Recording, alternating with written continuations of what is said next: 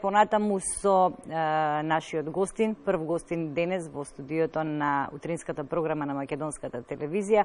Велам добро утро и добре дојде за Душко Христов од Банката за храна. Добре дојдовте. Добро најдов, благодарам на поканата. Банката за храна постои веќе 9 години во Македонија. Многу активности за овој изминат период, но важно е да споменеме дека ова е период последниве неколку месеци, ова е период кога навистина имате зголемен број на активности. На што се должи сето тоа? Пред се благодарејќи на промовирањето во јавноста преку вас медиумите и наоѓањето на начини како да се помогне на одредена група на граѓани, што не е така мала во државата, ние веќе последните месеци, како што кажавте, веќе сме повеќе активни од аспект на зајакнување на една коалиција која што ја викаме, тоа сме 80 на граѓански организации од 15 градови, каде што веќе бизнес заедницата, за тоа ќе кажем нешто подоцна, наоѓа начини или можности на некој начин да ни помогне, односно не на нас, него преку нас на оние кои што им треба. Да, во минатиот период имаме доста активности. Најпоследната можеби денес ќе се заврши тој круг. Имаме поделба на бебишка храна, млеко во прав, бебешки кашички тетрапак млеко за оние бебиња кои што имаат проблем со глутенот. Така да, буквално низ цела Македонија, во последните 21 дена ние распределивме, нормално со партнерите, ние сами не можеме, нормално, но имаме вредни честни партнери на локално ниво, каде што истите тие се зафатија и навистина мислам дека успеавме во она што ни беше и намерата. Споменавте дека поделивте некаде околу на 1500 бебиња во целата држава. Да, тоа беше, како што кажа, посебна, тоа е донација од Језуитската служба за бегалци во Македонија. Вредност на донацијата беше негде околу 72.000 евра, огромна донација, бидејќи тоа млеко во прав е малце, не секојдневно што го викаме, и е малце поскапо за бебињата. Од прилика за 1500 бебиња ги обезбедивме барем месец до 2, негде кај 2, да немаат самите тие кои што ги имаат бебињата, да имаат проблем со прехрана на тие мали суштества, кои што ги викаме во нашето општество.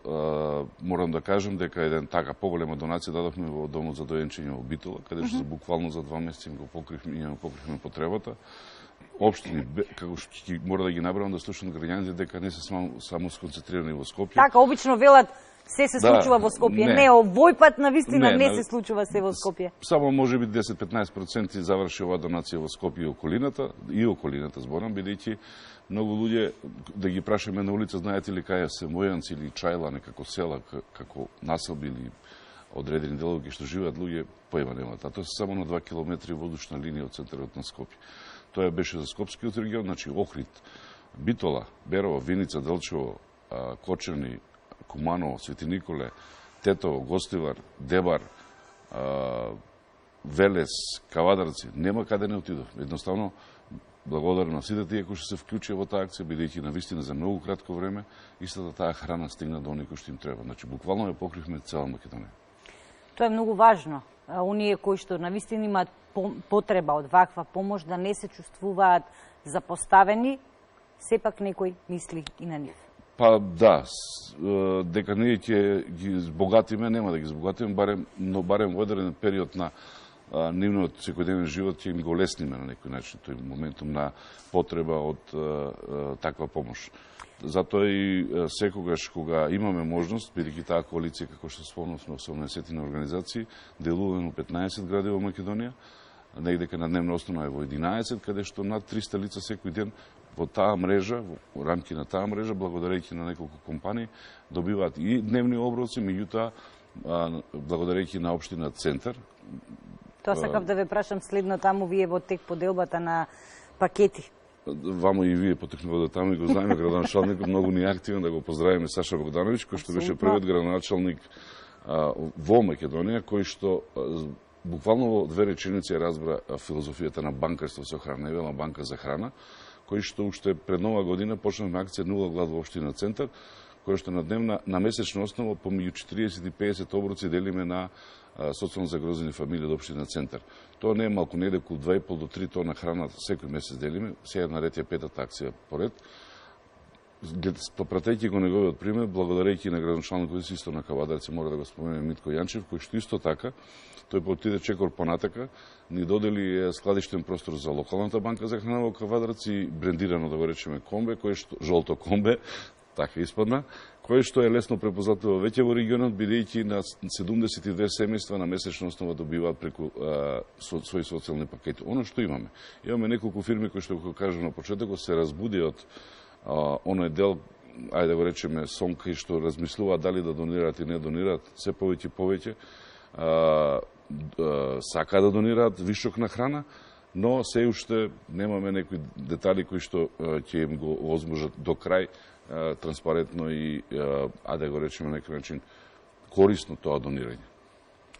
Кога фирмите за себе зборуваат дека се општествено одговорни, веројатно ова би требало да биде првата ставка кога станува збор за општествена одговорност, да им се помогне на оние најзагрозените, да им се помогне на оние на кои што најмногу им е потребна храната, бидејќи без храна нема живот. Да, секако, меѓутоа, општествена одговорност, ние велиме храната е потребна секој, што е нормално. Так. Општествената одговорност е во храна, но сепак тие се компании кои што работат за профит. Тоа се компании кои што имаат и вишоци храна. Само како податок да кажеме дека во светот се произведува храна колку за 12 милиарди луѓе, ние сме 7,3, 7,2 милиарди луѓе на планетава. Тоа значи дека има доволно храна за сите, само што за некои помалци или повеќе недостапно, односно достапно или недостапно, зависно тој како ќе го гледа. Меѓутоа, ние, банкарите со храна, што ги велам, како организација, веќе сме 9 години, како што рековте, во етерот, во Европа е 34-5 години, во светот е 50 години. Валја некој за 50 години направил нешто позитивно, да се види дека тоа може да биде еден транспарентен, отчетен и достоинствен начин на помош на оние кои што треба. Ние во неколку наврати сум користел изразот дека ние сме брза пошта за хуманоста на оние што сака да донира преку банкарството со храна, не на банката за храна, на начин на кој што ние ја примаме, регистрираме и транспарентно ја доделуваме храната. Секој грам влезен кило во рамки на банката за храна, во банкарството со храна, го имаме примено, регистрирано и доделено на некој што им треба. И точно се знае каде оди. Споминавте огромно производство на храна на планетарно ниво, да кажеме, кога зборуваме воопшто за производство на храна во светот, но ако го споредиме со нивото на сиромаштија пак во светот, излегува дека, она што и самиот го кажавте, некој има повеќе од колку што му треба, некој нема доволно за да преживее. Какво е нивото на сиромаштија овде во Македонија? Нивото за сиромаштија во Македонија, како и во секоја држава, и повеќе или помалку. Ја викам сиромаштијата, и баш кај вас кога гостувам, бидејќи обично гостувам кога имаме битни моменти во нашата работа, и благодарејќи на вас и на утринската и на екипата на утринската програма, доловуваме дел од нашите активности и резултати. Сиромаштијата во Македонија е како една лузна во општеството, односно секаде во светот. Што е поголема, лицето е понеубаво. На тој начин упорно упатувам апел на властодржците, што ги викам премиери, министри и они што треба да одлучуваат за оваа категорија на граѓани, дека сигурно дека не им е лагодно и убаво тие фотели кај што седат, дека сака, односно дека и тие самите не сакаат да бидат тоа што се на сиромашни и гладни граѓани. Сиромаштијата во Македонија е релативна. Зошто релативна? Голем број на граѓани, тоа сите го кажуваат, дека се имат иселено од Македонија, што е факт. Дел од тие граѓани се и корисници на социјална помош. Значи, дел од институциите не ја вршат работа до крај, или не се ја завршили до крај. Бидејќи тоа е процес. Социјалата, тоа е секојдневното наше живење. И нормално дека таа материја е жива материја, која што не може во една ноќ, во еден ден, во една недела или месец да се тоа регулирано се осознае. Меѓутоа, може да се направат некои, да се преземат одредени системи, ние како банки за храна во Европа, каде што сме 1300 банки за храна од 25 земји, валја некој треба да чуе и да слушне дека таму веќе постојат одредени начини и системи како тоа да се регулира. Дури наши корисници, можам да кажам, од Македонија, кои што биле социјални случаи, па негдека чуле, разбрале, нормално е, веќе тоа се шири.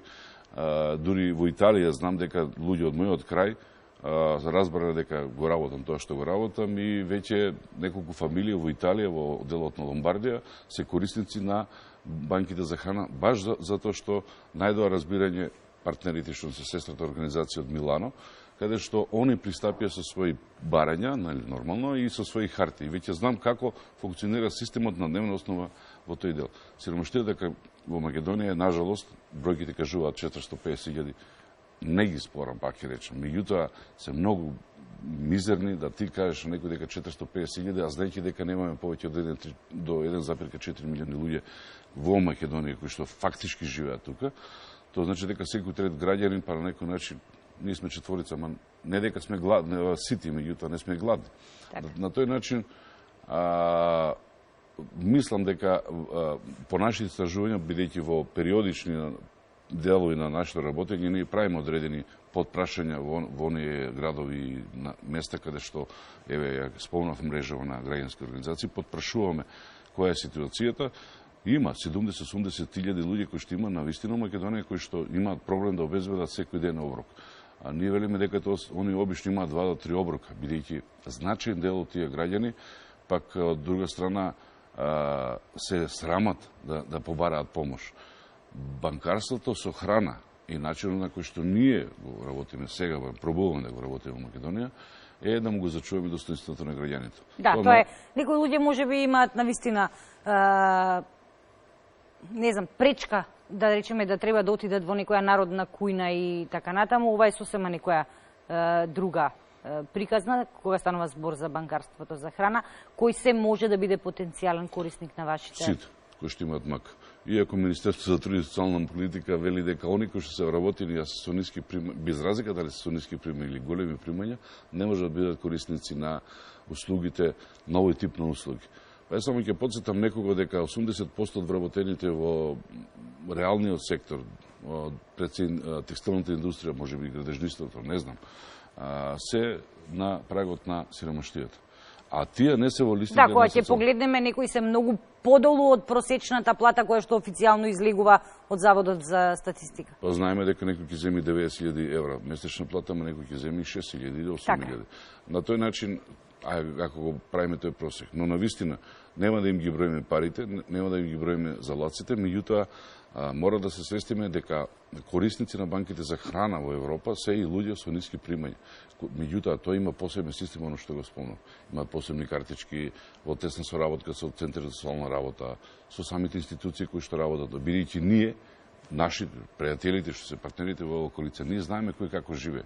Ние веќе 8 година поред на одредени фамилии на месечна основа, на дневна и месечна основа ги помагаме. Веќе знаеме, веќе станахме блиски со нив. Веќе ако дојде денот да треба да одиме, што правите, како правите, кога ќе дојдете.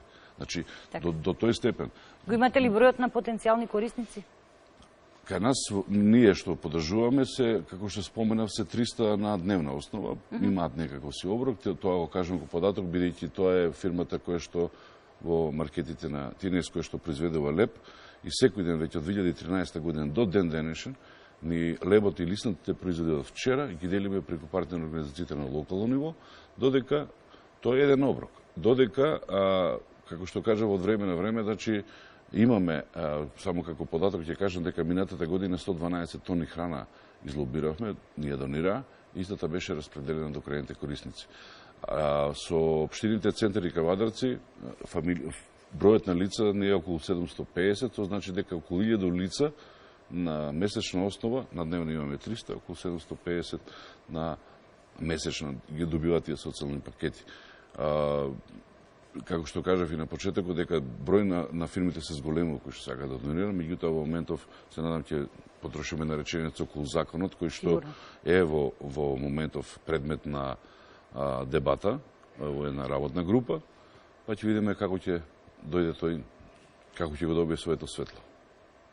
Кој се може да се вклучи да биде донатор во банката за храна? Можат обичните граѓани кои што имаат повеќе, доколку сакаат. Не практикуваме да примаме 2-3-5 оброка, некој сака да го донира остатокот од дома. Тој или таа, ако сака, може да на наредната врата или на третата врата. Знаеме дека во еден комплекс или во една зграда или во едно мало, знаеме, веќе ги знаеме луѓето кои што се посиромашни. На тој начин не ќе да ствараме, бидејќи дистрибуцијата на самата храна е најголем трошок, манипулирање за истото е најголем трошок во овој дел.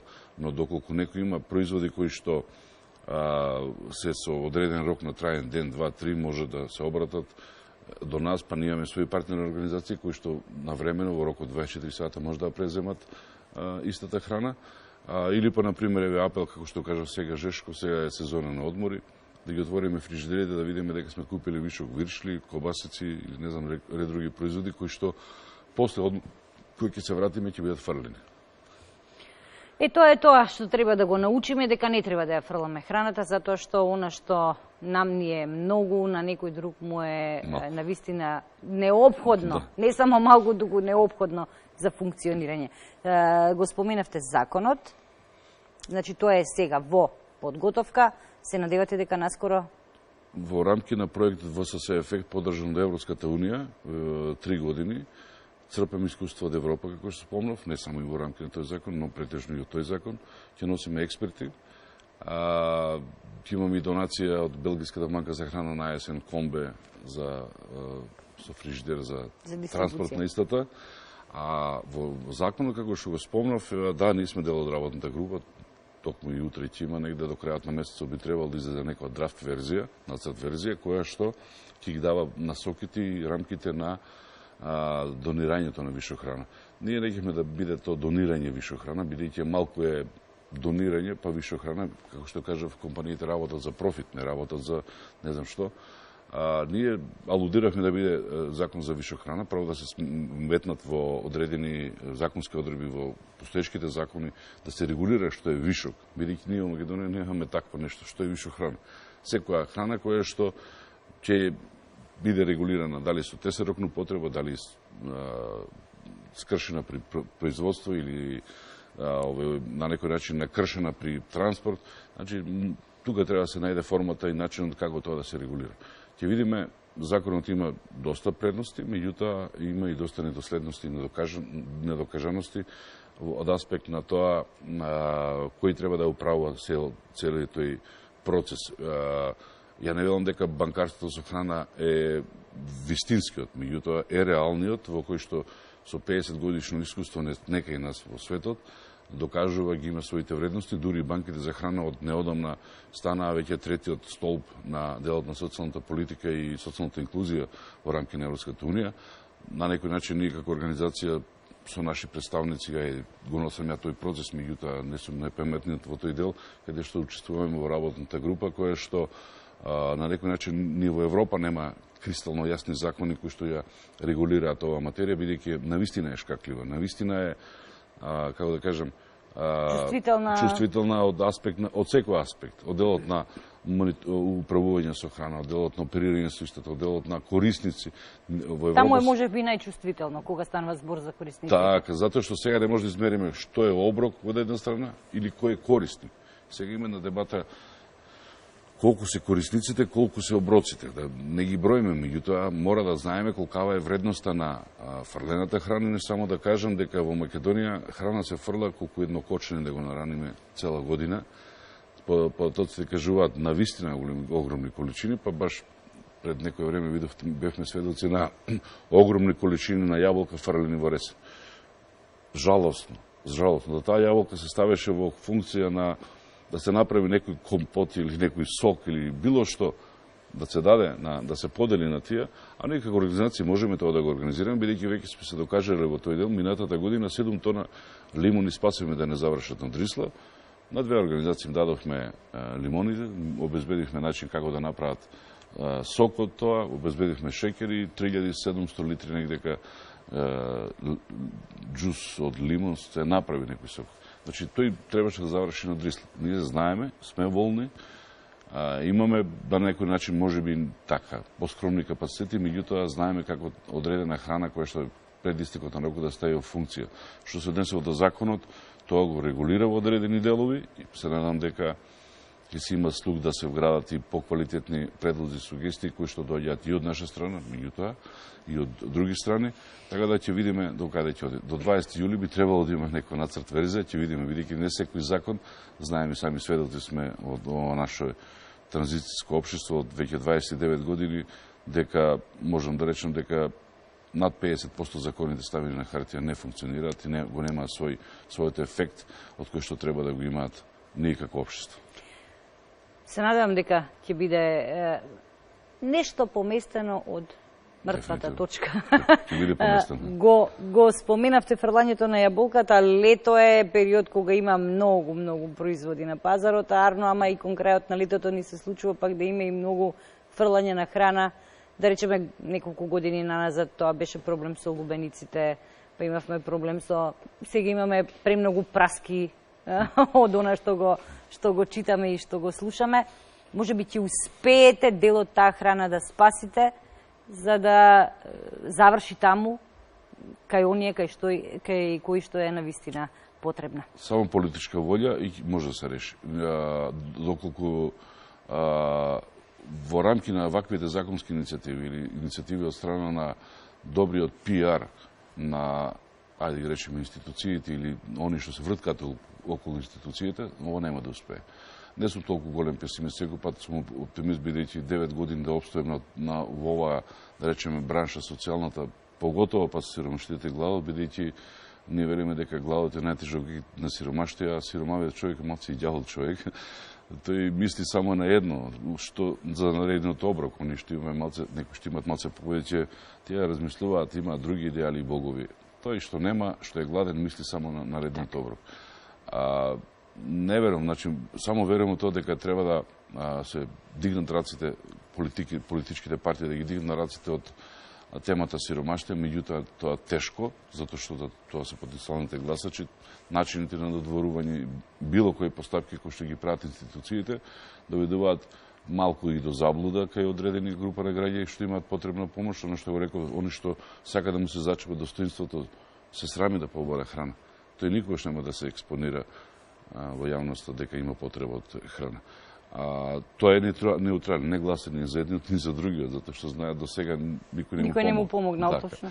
Од тој аспект тврдам дека тоа прашање, храната, вишокот на храна, сиромаштијата, треба да ги дигнат шепите политичарите, едноставно да дозволат добрите предлози, сугестии, добрите иницијативи да поминат низ им се даде рамка, бидејќи не секој може да биде оператор, односно да биде обстойничено дистрибутер на добро, општествено добро типот на храна, вишок на храна. Да, со оглед на тоа што за таа дистрибуција треба да има и специјални возила, треба да се внимава на рокот, на хигиената, да не е расипана храната. Па ние веќе имаме складиште кои што ги задоволува сите тие стандарди. Во најава е дека можеби наредната година овој период ќе не повикате, па ќе сечеме црвена лента наше сопствено складиште, кое што ќе го изградиме. Споменав дека ќе имаме донација од делот на возила, транспортни возила, така да ние полека, ма сигурно ја правиме инфраструктурата. Таа не е моја, таа ќе остане после мене во ово, бидејќи ако знаеме паметно да работиме. Па сега богатите банки за храна од Европа наоѓаат начини и можности да ни донираат или да ја разберат ситуацијата. Имаме навистина вредни лобисти кои што поготово за нас, за Србија, за Македонија, за Албанија, за Косово, за Босна, веќе во најава поголеми проекти каде токму на оваа тема.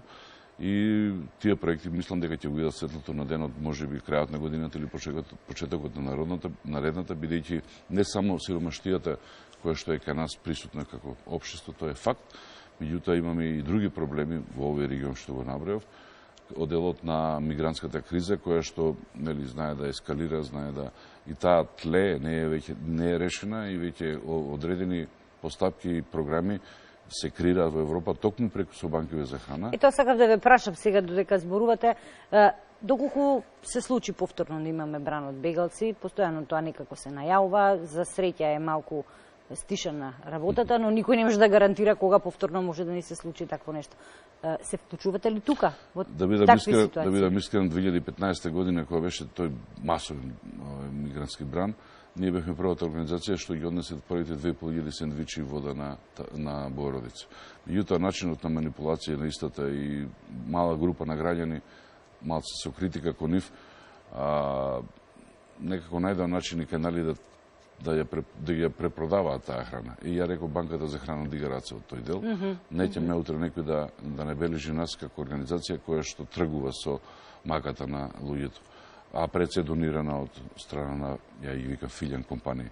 На тој начин, додека не се направи одреден систем, а сведоци сме дека одредени непогоди кои што се случи во нашата држава последните неколку години, одредени организации што истрчаа напред, веќе на некој начин се натапетна неубави приказни и сугестии од страна на општеството, јавноста, и Банка за храна се труди да се заштити од тој дел. Да, ние можеме, доколку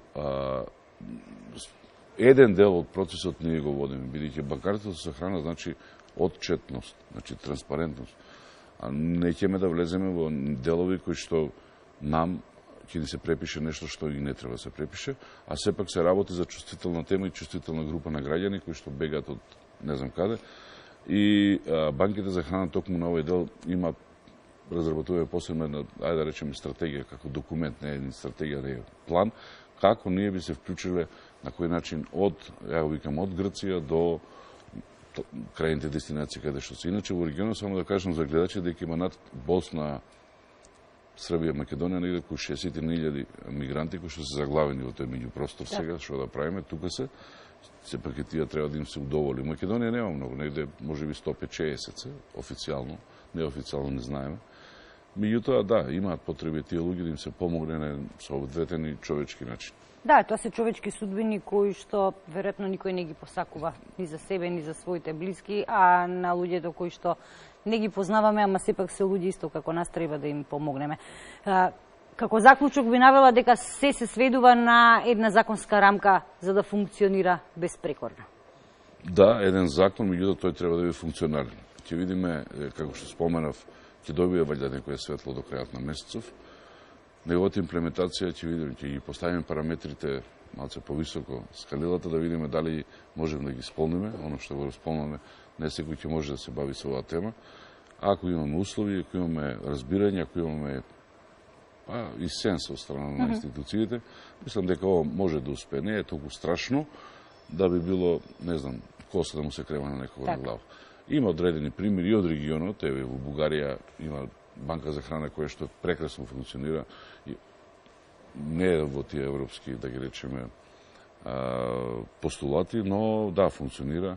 Имаме во Србија кој што прекрасно работи, имаме во Албанија, така да имаме од нашето обкружување во Грција исто, ќе ни бидат можеби гости на есен Грчката банка за храна, каде што они имаат свој исто добар систем кој што функционира.